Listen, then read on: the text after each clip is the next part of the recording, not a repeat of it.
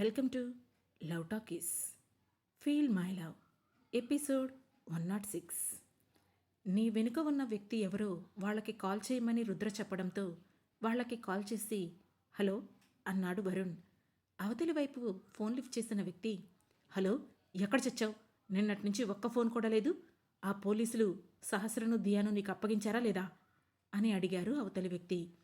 ఆ మాటతో రుద్ర వైపు చూశాడు వరుణ్. అప్పటికే కోపంతో రుద్ర కళ్ళు ఎర్రగా మారిపోగా అతని పిడికిలి బిగుసుకుంది. తన వైపే చూస్తున్న వరుణ్ణి మాట్లాడమని సైగ చేశాడు రుద్ర. దాంతో వరుణ్ మెల్లగా మాట్లాడుతూ, ఇక్కడ పోలీసులు ఏమీ చేయలేకపోయారు. ఆ రుద్ర పవర్ అలా ఉంది. సహస్ర దియా ఇప్పుడు రుద్ర దగ్గరే ఉన్నారు అని చెప్పాడు. వేస్ట్ ఫెలో, ఆ రోజే నేను తనని చంపేస్తానంటే లవ్వు కొవ్వు అని చెప్పి దాన్ని కొనుక్కొని పోయావు. ఈరోజు అది మళ్ళీ వాడి చేతికి చిక్కింది. అది వాడి దగ్గర హ్యాపీగా ఉంటే ఏమున్నా లేకపోయినా వాడు హ్యాపీగా ఉంటాడు. అది నేను భరించలేను. ఇప్పుడు దాన్ని తప్పించడానికి నేను మరో ప్లాన్ వేయాలా అని అసహనంగా అడిగారు అవతలి వ్యక్తి. ఇక ఆ ప్లాన్ సంగతి అంతా నాకు తెలీదు.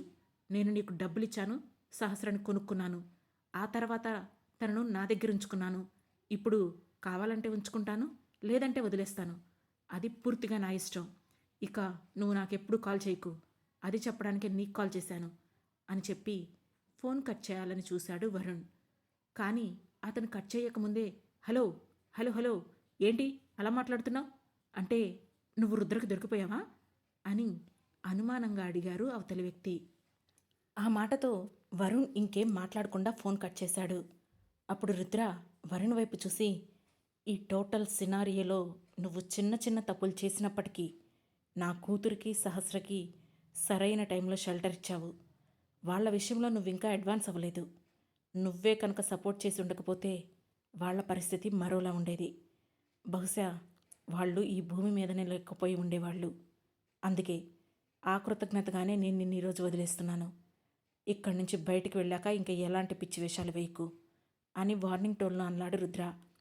దాంతో వరుణ్ కొంచెం సంతోషపడుతూ లేని ఉత్సాహాన్ని తెచ్చుకొని, లేదు, ఇంక ఎలాంటి తప్పుడు పనులు చేయను. నాకు ఇప్పటికే నీ పవర్ ఏంటో అర్థమైంది. ఇక నేను ఎలాంటి రిస్క్ తీసుకోను అని చెప్పాడు వరుణ్.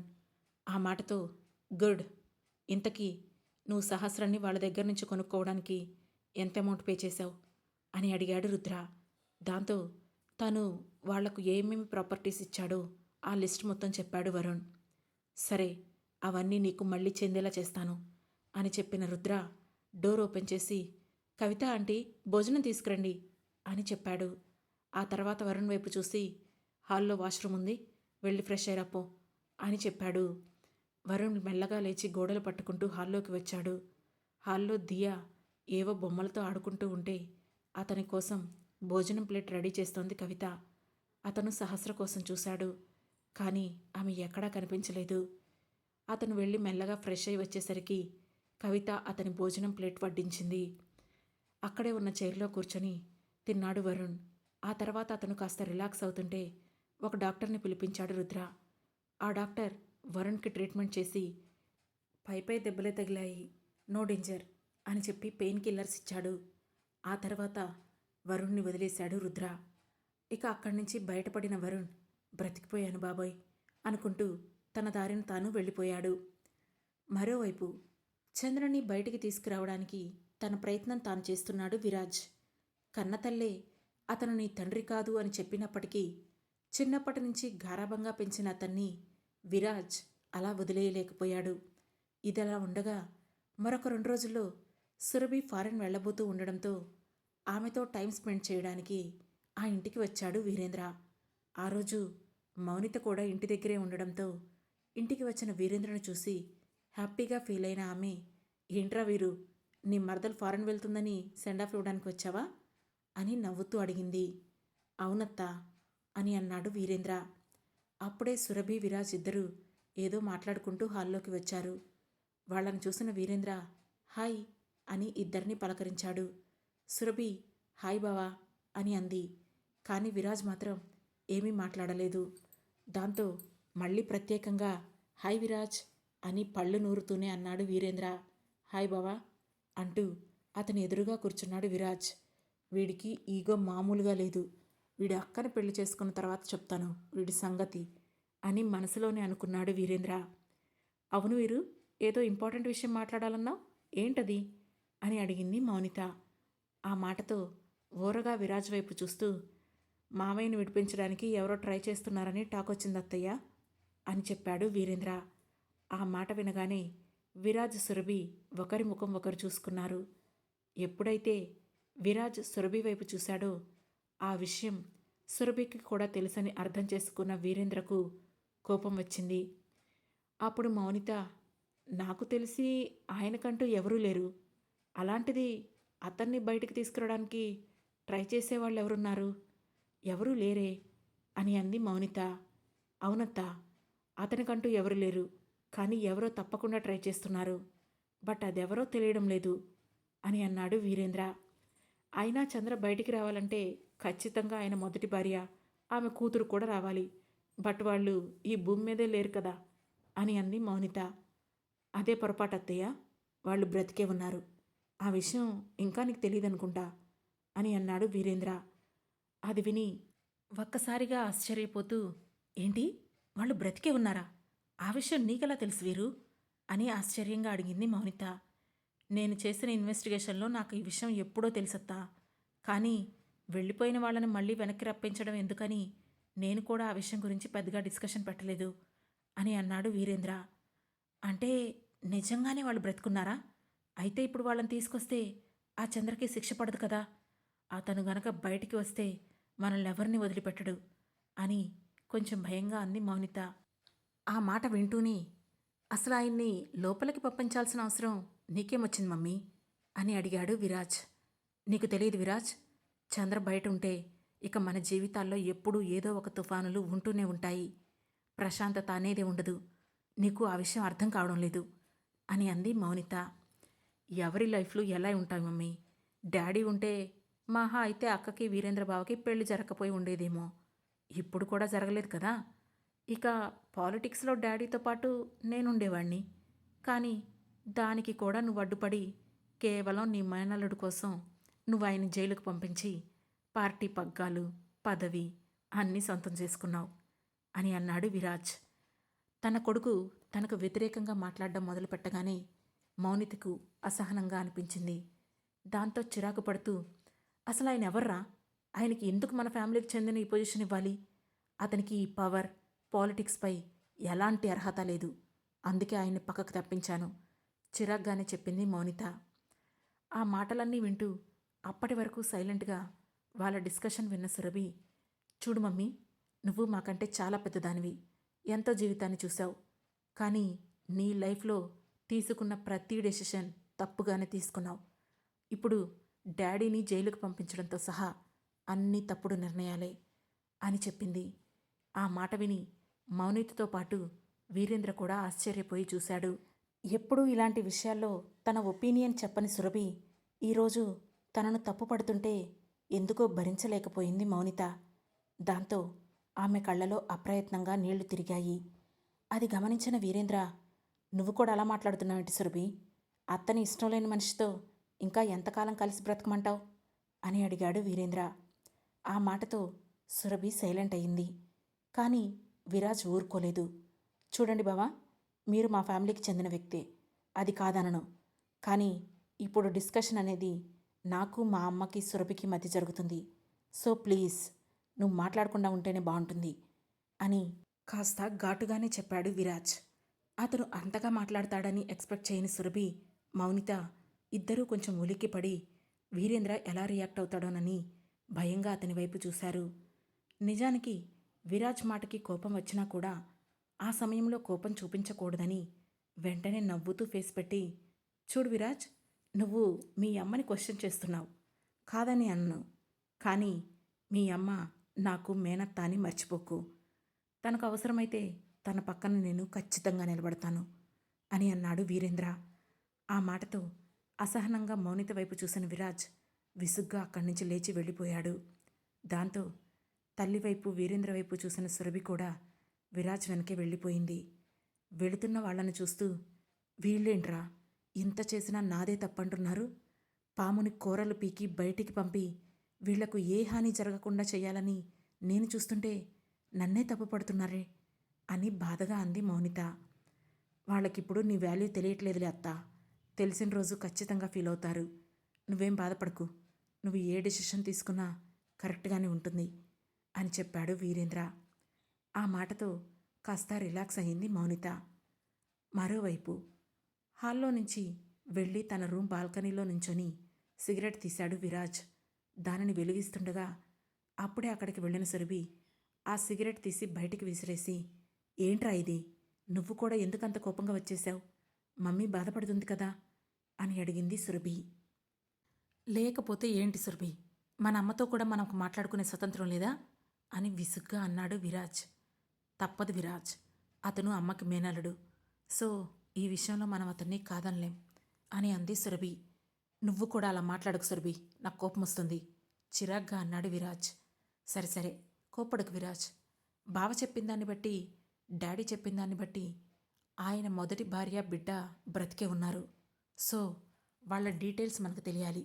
ఇప్పుడు అదే కదా మనకు కావాల్సింది అని అంది సురభి. అవును, వాళ్ళ గురించి తెలిస్తేనే డాడీని విడిపించగలం. ఆయన మనల్ని ప్రేమగా చూసుకున్నందుకు కాస్తైనా రుణం తీర్చుకోవచ్చు అని అన్నాడు విరాజ్. ఓకే, డాడీ పిఏని అడిగితే ఏమైనా ఇన్ఫర్మేషన్ దొరుకుతుందేమో, అది ట్రై చేయకపోయావా అని అడిగింది సురభి. ఇప్పుడు ఆయన మమ్మీకి పిఏ, అతనేం చెప్పడు అని అన్నాడు విరాజ్. అది నిజమే. సరే, నీకు కనీసం డాడీ మొదటి భార్య, ఆయన కూతురి పేరేంటో తెలుసా? ఆ పేర్ల ద్వారా మనం ఏమైనా ట్రై చేయగలమేమో, లేదంటే సోషల్ మీడియాలో ఇలాంటివి చూడొచ్చు కదా అని అడిగింది సురభి. కేవలం పేర్లు తెలుసుకొని ఏం చేస్తాం సురభి, నిరాశగా అన్నాడు విరాజ్. ఏమో విరాజ్, ఏదో ఒక క్లూ దొరుకుతుంది కదా అని అంటూనే మొబైల్ ఓపెన్ చేసి, ఇంతకీ వాళ్ళ పేర్లేంటి అని అడిగింది సురభి. డాడీ మొదటి భార్య పేరు మాలతి, వాళ్ళిద్దరికీ పుట్టిన కూతురి పేరు సహస్ర అని చెప్పాడు విరాజ్. ఆ మాట విన్న సురభి ఒక్క క్షణం పాటు షాక్ అయ్యి బ్లైండ్గా విరాజ్ వైపు చూసింది. మరోవైపు పెద్దగా లగేజ్ ఏమీ తెచ్చుకోలేదు కనుక ఇండియా వెళ్ళడానికి రెడీగా ఉన్నారు కవిత, మాలతి. దియాకి సంబంధించిన వస్తువులు కూడా ప్యాక్ చేసేసింది కవిత. సహస్ర లగేజ్ మాత్రం అస్సలు ముట్టుకోలేదు. దాంతో కోపంగా వాళ్ళ వైపు చూస్తూ, మీరేంటి ఆయన చెప్పినట్లు చేస్తున్నారు? ఇప్పుడు మీరు కూడా నన్ను రావద్దని అంటున్నారా అని అడిగింది సహస్ర. నిన్ను రావద్దని మేమెక్కడన్నాం అని అంది మాలతి. అవును, అసలు ఆ మాటకొస్తే రుద్ర మాత్రం ఏమైనా తనని రావద్దన్నాడా ఏంటి అని అంది కవిత. దాంతో వాళ్ళిద్దరినీ కోపంగా చూస్తూ, మీరిద్దరూ తనకు సపోర్ట్ చేయొద్దు, నాకు కోపం వస్తుంది అని అంది సహస్ర. మాకు కావలసింది కూడా అదే. ఒకప్పుడు చిన్న చిన్న విషయాలకు కూడా ఇంతెత్తున ఎగిరిపడే సహస్రనే కావాలి అని వెటకారంగా అంది కవిత. ఇప్పుడేంటి, మీరు నన్ను రమ్మంటారా వద్దంటారా అని అడిగింది సహస్ర. చూడు సహస్ర, నువ్వేమీ చిన్నపిల్లవి కాదు. ఇది నీ లైఫ్. మాకు రుద్ర మీద పూర్తి నమ్మకం ఉంది. అందుకే దియాతో కలిసి మేం కూడా రుద్ర వెంట ఇండియా వెళ్తున్నాం. ఇక మాతో రావాలా వద్దా అనేది పూర్తిగా నీ ఇష్టం అని అంది మాలతి. ఆ మాటతో షాక్ అవుతూ, అమ్మా, నువ్వేనా ఇలా మాట్లాడేది? నన్ను వదిలి అస్సలు ఉండలేని దానివి, అలాంటిది ఇప్పుడు నన్నిక్కడ ఒంటరిగా వదిలేసి వెళ్ళిపోతున్నావా అని నమ్మలేనట్లుగా అడిగింది సహస్ర. ఇది నువ్వే అలవాటు చేసావు కదా సహస్ర, అందుకే వెళ్ళిపోతున్నాను అని అంది మాలతి. అదేంటమ్మా, నేనేదో తప్పు చేసినట్లు మాట్లాడుతున్నారు? పరిస్థితులు నన్నిక్కడికి తీసుకొచ్చి పడేశాయి, నేనేం చేయను అని బాధగా అంది సహస్ర. పరిస్థితులు నిన్నిక్కడికి తీసుకొచ్చి పడేసుండొచ్చు, కానీ మా ఫోన్ నెంబర్స్ అయితే మారలేదు కదా.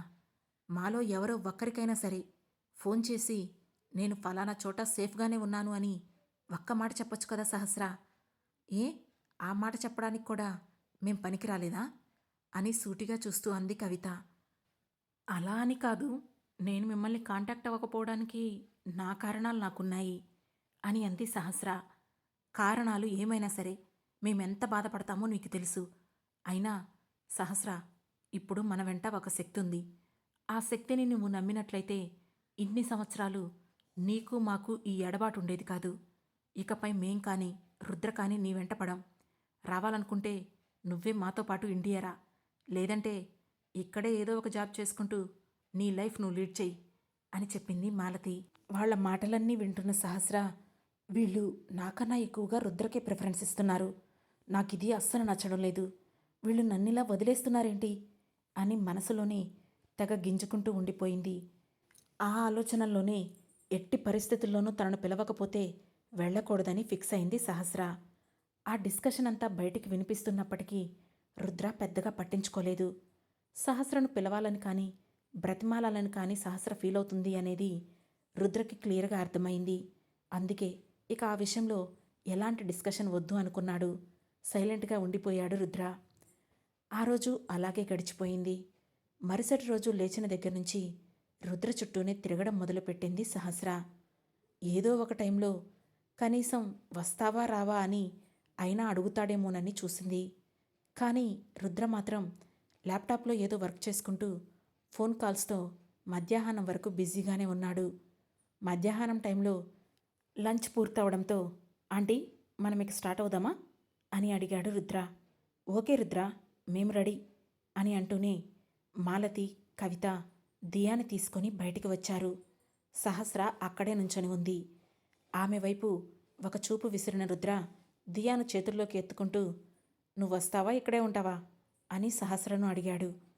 ఆ మాటతో మనసులో హ్యాపీగా ఫీల్ అవుతూ పైకి మాత్రం మీరు రమ్మంటే వస్తాను, లేదంటే ఇక్కడే ఉంటాను అని అంది. నీ పని ఇలా ఉందా అని అనుకున్న రుద్ర ఇక అది నీ ఇష్టం. ఇదిగో నీ వీసా, పాస్పోర్ట్, నీ టికెట్. ఫ్లైట్కి ఇంకా 2 గంటల టైం ఉంది. నువ్వు రావాలనుకుంటే రావచ్చు, లేదంటే ఇక్కడే ఉండొచ్చు అని చెప్పి దియాను తీసుకొని బయటికి వెళ్ళిపోతుంటే సహస్ర ఒక్కసారిగా కంగారు పడిపోతూ దియా దియా దియా నేను లేకుండా ఉండలేదు అని అంటూనే రుద్ర చేతిలోని దియాను లాక్కోబోయింది సహస్ర. కానీ దియా మాత్రం రుద్ర షాట్ గట్టిగా పట్టుకొని సహస్ర దగ్గరకు వెళ్లకుండా no mummy, you don't worry about me. నేను రుద్రతో హ్యాపీగా ఉంటాను. కొన్ని డేస్ తనతో స్పెండ్ చేసి మళ్ళీ వస్తాలే అని అంది దియా. ఆ మాటకు సహస్ర నోరు తెరిచి అలాగే చూస్తూ ఉండిపోయింది. దియా నుండి అలాంటి మాటలు ఎక్స్పెక్ట్ చేయలేదామె. ఇక రుద్ర వాళ్లకు మాట్లాడుకునే అవకాశం ఇవ్వకుండా బయటికి వెళ్ళిపోయాడు. అప్పటికే జాన్ వాళ్ల కోసం ఎదురు చూస్తున్నాడు. దియాతో సహా సరాసరి వెళ్ళి కార్ ఫ్రంట్ సీట్లో కూర్చున్నాడు రుద్ర. రుద్ర బయటికి వెళ్ళాక కవిత, మాలతి కూడా జాగ్రత్త సహస్ర అని మాత్రమే చెప్పి వెళ్ళిపోయారు. వెళుతున్న వాళ్లను చూస్తూ అసలు ఇది టూ మచ్. నేను లేకుండా వెళ్ళిపోవడమేంటి? ఇన్ని సంవత్సరాలు నా కోసమే కదా వెతికారు. ఇప్పుడు నేను ఇక్కడే ఉన్నా కూడా నన్ను వద్దని చెప్పి వెళ్తున్నారు. నిజంగానే వీళ్ళు నన్ను ఇక్కడే వదిలేసి వెళ్తారా అని మనసులోనే టెన్షన్ పడడం మొదలుపెట్టింది సహస్ర. ఇక మరోవైపు అందరూ కారులో కూర్చున్న తర్వాత తను వస్తుందా రుద్ర? మళ్ళీ తనను వదిలేసి మనం తప్పు చేస్తున్నామా అని అడిగింది మాలతి. తను రావడం రాకపోవడం అనేది ఇక పూర్తిగా తనిష్టమే ఆంటీ. ఒకవేళ మీకు తనతో ఉండాలనిపిస్తే మీరు కూడా డ్రాప్ అయిపోవచ్చు, మరేం పర్వాలేదు. తను మీతో అయినా సేఫ్గా ఉందని నేను హ్యాపీగా ఫీల్ అవుతాను అని అన్నాడు రుద్ర. నీ మాటలు ఈరోజు కొత్తగా వినిపిస్తున్నాయి రుద్ర. అంటే నీ ఉద్దేశం ఏంటి? తనని నువ్వు తన పాటికి వదిలేస్తున్నావా అని అడిగింది కవిత. మరేం చేయమంటారా ఆంటీ? ఇంకా ఎంతకాలం అని తన వెంట పడను? తనకి నా మీద ఎన్ని సంవత్సరాల నుంచి కొంచెం కూడా ప్రేమ కలగలేదు. ప్రేమ సంగతి పక్కన పడితే నమ్మకం కూడా లేదు. అలాంటప్పుడు ఇంకా నేను తన వెంట పడడంలో అర్థం లేదు. నేను ప్రేమించిన అమ్మాయికి నాకు పుట్టిన దియా నా దగ్గరే ఉంది. ఇక తనని చూసుకుంటూ నా లైఫ్ అంతా హ్యాపీగా ఉంటాను అని చెప్పాడు రుద్ర. వెంటనే జాన్ కార్ స్టార్ట్ చేసి ముందుకు పోనిచ్చాడు. కారు వెళుతున్నంతసేపు బాల్కనీలో నిల్చొని వాళ్ళని చూసిన సహస్ర కారు వెళ్ళిపోవడంతో విసుగ్గా మళ్ళీ ఫ్లాట్లోకి వచ్చింది. ఆ తర్వాత అక్కడే ఉన్న సోఫాలో కూర్చున్న సహస్ర ముఖం బాధగా పెట్టుకొని ఏంటిది, వీళ్ళెందుకు నన్ను పట్టించుకోవడం లేదు అని పదే పదే తనను తాను ప్రశ్నించుకుంటూ ఉంది. ఇంతలో తన ఎదురుగా ఉన్న టేబుల్పై కొన్ని పేపర్ వెయిట్ పెట్టి ఉన్నాయి. అవేవో ఇంపార్టెన్స్ పేపర్స్లా అనిపించడంతో వెంటనే వాటిని తీసి ఓపెన్ చేసి చూసిన సహస్ర వాటిని చదవడం మొదలుపెట్టింది. అవి చదువుతూ ఉండగానే ఆమె ముఖంలో రంగులు మారిపోతున్నాయి. వాటన్నింటినీ చదివిన తర్వాత ఒక్కసారిగా ఆమెకు మైండ్ మొత్తం బ్లాక్ అయిన ఫీలింగ్ కలిగింది. ఆ పేపర్స్లో ఏముంది? రుద్ర సహస్రను నిజంగానే వదిలేసి వెళ్ళిపోతున్నాడా?